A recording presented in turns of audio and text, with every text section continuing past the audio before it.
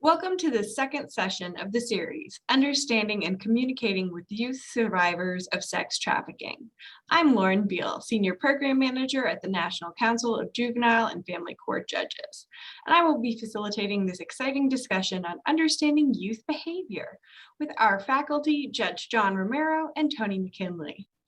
Hello, my name is John Romero. I'm a retired children's court judge from Albuquerque, New Mexico. In that capacity, I presided over juvenile justice cases and dependency or neglect and abuse cases, as they're called in other parts of the world.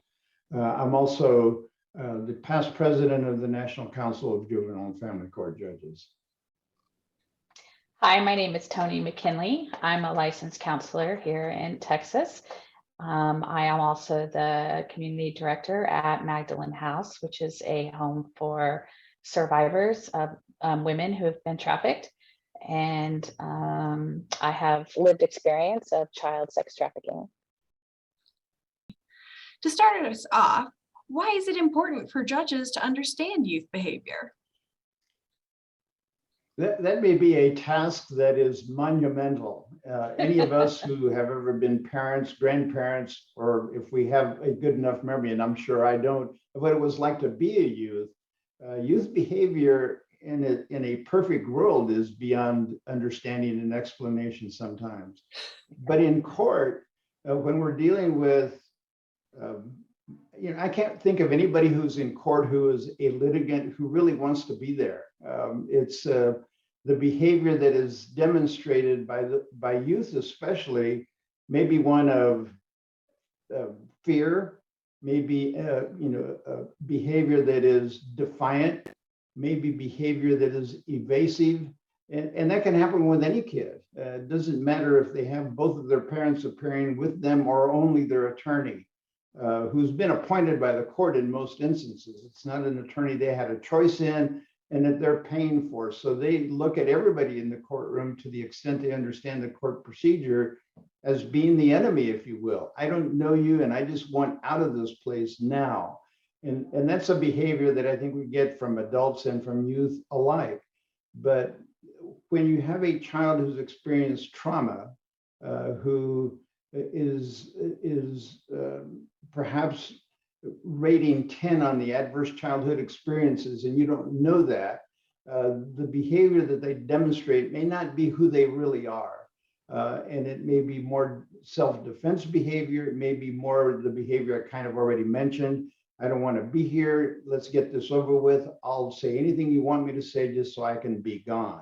It's important to understand that it's not a direct reflection on you. It's not directed at you individually. They don't even know you. They don't want to know you. They just want out of there. The sooner, the better.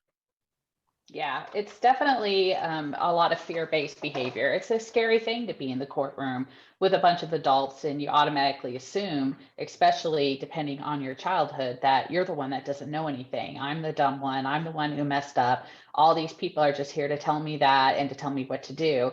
And there's a lot of fear-based behavior going on, whether it's someone that's trying to act smarter than they are, or if it's someone that has a really bad attitude, or if it's someone that is not speaking or looks very shy and scared, or just quiet, not talking. It's all based off fear, all of that. And so to be able to understand that, why is this child scared? What's going on? What's happened? Will give you better direction on how to proceed with that case. The fear base may not only be on the process, may not only be of the judge and of the attorneys they don't know, it may be of everyone else who's in the courtroom. In the type of proceeding that is not a restricted kind of hearing and is open to the public, we don't know but what the exploiter may be the one who's in the courtroom. Yeah. We don't, and no matter how old they look or how young they look, we don't know but what the person that is also dressed in detention center garb and is another youth, male or female, maybe someone who's part of the trafficked family, who's there to rat them out if they say something they're not supposed to say. So it may be fear, not just of the system, but everyone else who may be in the courtroom who will bring bad consequences to them if they're released or they're back in the detention center together, or they manage to somehow get their case disposed of and they're back out in the community. Yeah, that's a good Absolutely. question. Yeah. And so, we talked a little bit about, we don't know the history, no matter what, folks are going to have a little bit of fear coming in. How are some of the ways that somebody's trauma history may affect their behavior in court and with service providers? Yeah, so there's going to probably be a lot of maladaptive behavior that happens because of the trauma. Because the when you've gone through trauma, you're just constantly trying to protect yourself so you don't get hurt again. And especially when you've been through trafficking trauma, it's coming from multiple different kinds and types of people. From all different walks of society, it doesn't really matter where you fall. There's lots of different buyers out there that have traumatized a child who's been sold. And then you have different kinds of traffickers, even family that traffic their children, which are the people that you're supposed to trust most. Without them, you need them to survive when they're your primary caregiver. And so it's going to cause a lot of different behavioral issues with anywhere from just communication skills to really, to outbursts, whether it's anger or depression and sadness and crying, all of that's going to affect a person. And often, depending on what kind of hearing it is, there may be a uniformed law enforcement officer in the courtroom.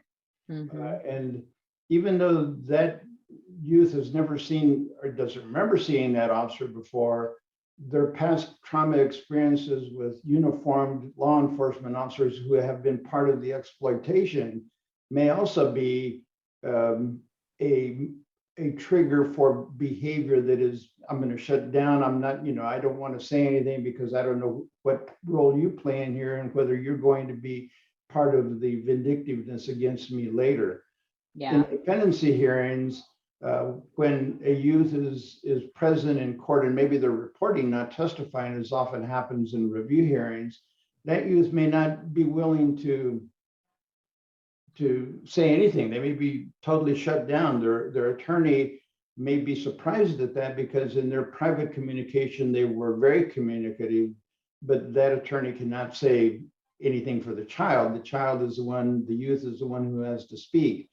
And in some instances, maybe in a best case scenario that we think of in dependency, the temporary placement for that child is with another relative.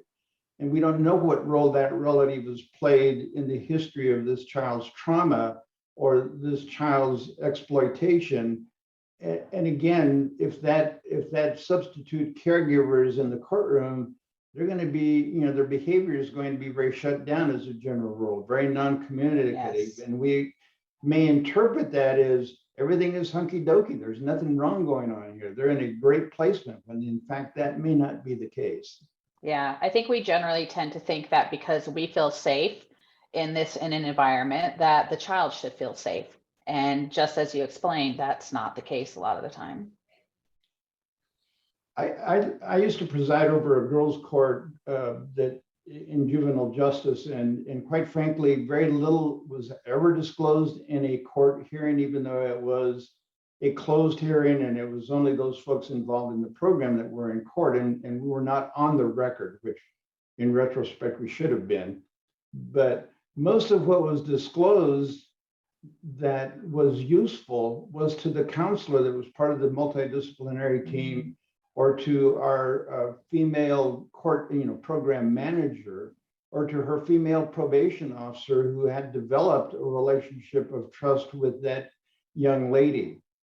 And I want to be quick to say it's not just young ladies who get trafficked, young men get trafficked as well, but that's a discussion for another time. But again, very little is really going to be disclosed in a court setting to the judge. It's disclosed once that trust relationship is established and that young person is given license to have her voice heard or his voice heard, and that we're going to be non-judgmental about it. We're not going to be indicting you for what you tell me. We're going to try to be compassionate and understand where you're coming from so we can be positive and part of the solution. So we talked around this a little bit, but can one of you explain what is a trauma bond? Yeah. Yeah, so a trauma bond, really the best way I think is to give an example of like that domestic violence cycle. It's a push-pull relationship that the trafficker does with their person that they're trafficking, exploiting. And so they are really nice, display a lot of affection or love or kindness, depending on what the relationship is. Usually with a child, a lot of times it's like a boyfriend trafficker where they pretend like they love them, but then they use a lot of force or violence and fear to get them to do what they want them to do, or maybe they're in trouble for something, but then to keep them there, they then say, oh, well, if you wouldn't have done this, then I wouldn't have to be mean to you because I really love you, I really care for you, or I'm just trying to protect you, but it's your fault. So just make me the money that I need, or bring in the right amount like that you should, and I wouldn't have to beat you, right? So you keep believing like he really loves you and cares about you, even though he's violent and he's mean at the same time. And it's just this vicious cycle that we characterize as like a domestic violence cycle you see in those relationships where the person always goes back to them, right? So you want to believe the good part of them, that he really does care. And so it creates this bond that's very dysfunctional and maladaptive and doesn't work. And it's based all off of trauma, and we call it a trauma bond. In a And how does dependency case, one of the things that happens too often with survivors of trafficking is they get placed multiple times with different families. And it's not unusual that in some of these families, they are exploited even more by either other foster kids in the home or by the primary caregiver. And they run as you and I would run from that situation. And then they end up, being arrested or brought back by the Child Welfare Agency and placed in yet another foster home that they may run from eventually. One survivor who testified basically made the point that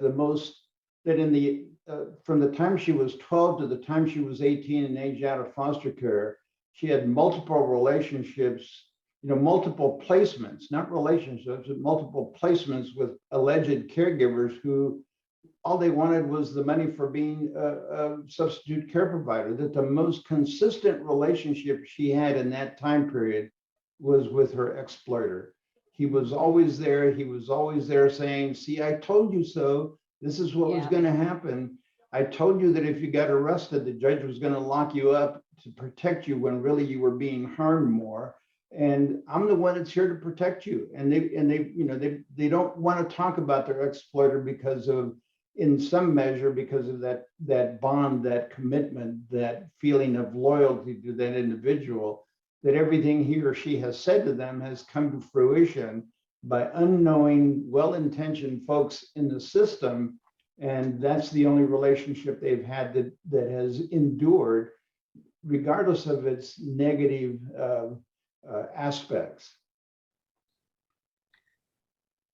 So oftentimes we talk about, the behaviors in the courtroom. What are some of the unacceptable behaviors that are generally viewed in the courtroom as things that should not be happening? From my perspective, I think, the easy answer is when you're dealing with a survivor of sex trafficking, someone who's highly traumatized, whether they're being trafficked or not, there probably is no unacceptable behavior in the courtroom. I recall one specific incident that I frequently talk about, that one of the young ladies in our girls program who had been in the detention center and was begging to get out, came up with plans that were totally unacceptable. And she was in detention. And after she had her chance to speak, she was leaving the courtroom and she told me that I was number one as she extended her middle finger to me. Now, in most courtroom settings, that would be unacceptable behavior, but recognizing her dilemma, recognizing that her father had told her siblings you're not going to have any contact with that whore. Her mother, who never came to court and never wanted anything to do with her, but was, engaged to some guy that we never saw, who never stepped in to be part of the solution. It would have done no good to be punitive with this young lady. We would have added to her trauma and probably would have given a response by rebuking her and wagging my finger at her, not my middle finger, but how dare you speak to the judge like that? Would have, she was probably thinking, what are you going to do? Lock me up? I'm already locked up. So that would have been unacceptable behavior generally, but under the circumstances of this young lady, you couldn't respond like you normally would, or probably never should, in a authoritarian, finger wagging kind of way of saying, how dare you be disrespectful to me. Then it becomes about me. It should never be about me. It should be about the survivor.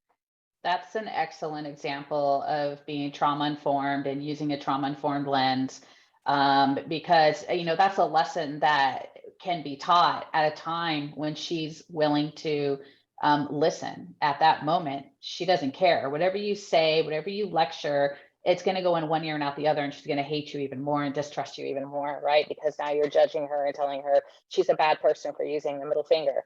When in reality, that's not the most important thing going on here. And so too many times we take offense, and like you said, then it becomes about me. It's all about me and in my courtroom or my way, instead of what caused this behavior. Let's look beneath the surface and think about, why is she so angry when she feels like she has to do that? And helping her get to that point where somewhere in the future, where she can actually be able to display appropriate behavior in a courtroom on her own, because she had someone who cared about her, who taught her and listened to her, and she's become a better person. But at this moment in time, it's about the trauma that's going on. She's not doing that for any other reason except for that's how she's expressing herself. And we've got to figure out what's the best way that we can help her, instead of getting hung up on she needs to be punished for using her middle finger. There's really, like you said, there's nothing much more you can do about that. She's already in jail, right? What else are you going to do? Yes, thank you so much for sharing that. I guess then also, how has understanding youth behavior from this lens then impacted the young people that you're working with? From my perspective as a judge, I guess how the impact is not immediately seen. I think how that young lady might have responded once she got back to her pod in the detention center may have been more telling in terms of how it impacted her. I can tell you that a couple of weeks later, we actually released her to her mother because her mother came forward and had a plan. Unfortunately, she was pimped by her mother. She was trafficked by her mother in exchange for drugs. Months later, maybe a year later, when she was recovered and ended up back in the detention center and was given some choices about, developing a plan for how she would function and how she would work if we released her. And she was eligible for one of the programs that normally she wouldn't have been eligible for. Was she a different person in terms of her responses? I mean, she was still exploited, she was still traumatized, but her view of what she needed to do for herself, and that we were giving her choices, and that we were not dictating to her what was going to happen. But not that she had, A to Z choices, but A through C choices, but she had a choice rather than us telling her, this is what you're going to do. The impact, I think, from that one experience in the courtroom, hopefully contributed to that developing positive attitude that she had about her life and what she was going to do with it if given an opportunity. Yeah, and being sold by your parent, you have had no control over your life. You've had no choices. You're only looking to survive. That's it. And no one's really taught you how to do that. And so right there, giving them that choice in that moment began her journey of trying to figure out how to have a voice and to be able to tell people what she thinks that she needs and to exercise that. And it will empower her in the future to live a more productive life as she is allowed to do that over and over again, to learn about who she is and what she needs, and knowing that people are listening to her. And then she's more willing to listen to them once she knows that they really care. And that's when those walls are broken down and you can really impact and guide a young person in their life to success. But it takes a while, and it takes a lot of patience and compassion. Thank you. And that's a really great note to leave off on, because it's going to lead us straight into our next conversation, which we hope everyone will join us for, on engaging youth, youth choice and voice. So thank you again so much for joining us today to discuss understanding youth behavior. This was the second of 4 conversations in our 4-part series, Understanding and Communicating with Youth Survivors of Sex Trafficking. To learn more about best practices in working with youth who survive child sex trafficking, please visit the National Council of Juvenile and Family Court Judges Resource Center on Child Sex Trafficking. The link to the Resource Center is in the description of the video. We hope you can join us for our next conversation, which will, as I said, focus on engaging youth and in specific youth choice and youth voice.